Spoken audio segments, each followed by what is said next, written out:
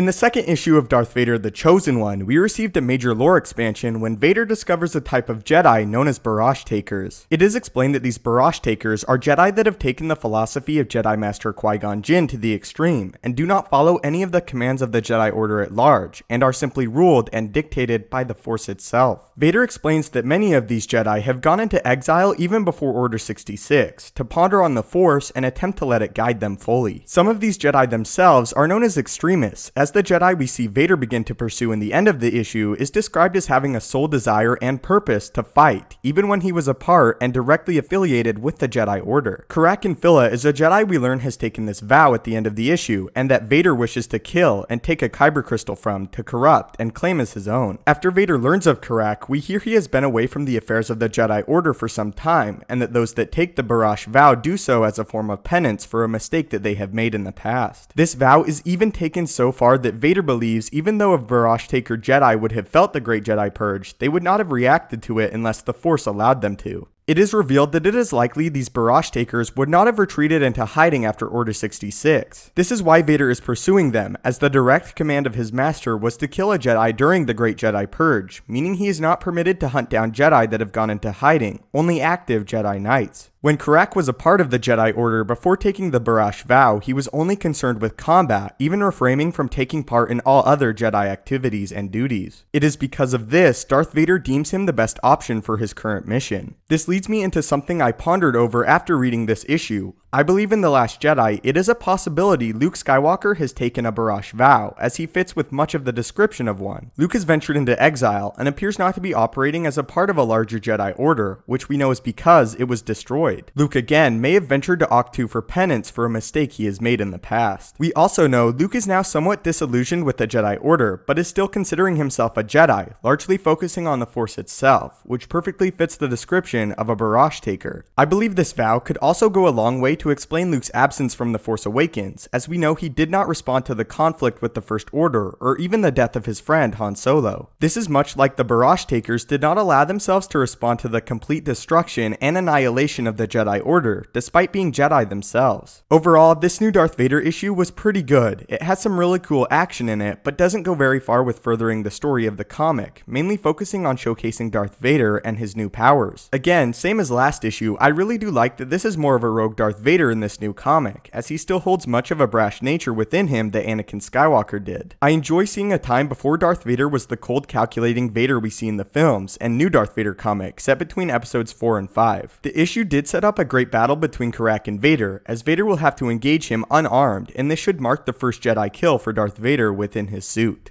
It should also be a great treat to finally get to visually witness the bleeding of a kyber crystal, as Vader claims one for his own, something that thus far has only been described to us through books. As my final thoughts for the issue, I would say it was good but not great. The first issue gave us so many lore expansions and fantastic interactions between Vader and Sidious, which of course this issue lacks. I feel much of the information in this issue could have been summed up in a few panels, not a full issue. If I had to describe the second issue of Darth Vader the Chosen One, I would call it great filler, but filler nonetheless. But I would love to hear what you thought of the issue and the introduction of Barrage Takers. Do you think Luke could have taken this vow as well? And what do you think of Vader choosing to hunt this type of Jedi? If you would like to join me in the daily Star Wars discussion and debates, follow me on Twitter at StupendousWave. Link will be in the description. If you enjoyed this video and feel it deserves it, it would really help me out if you could leave a like. If you haven't already, consider subscribing to the YouTube channel to keep up to date with everything Star Wars related, from news, explanations, and theories from a galaxy far, far away. If you have any video topics you would like to see addressed in a future video, do not hesitate to leave them in the comments below the video, or again, tweet them at me. As always, your viewership and support means the world. May the Force be with you, and have a great day.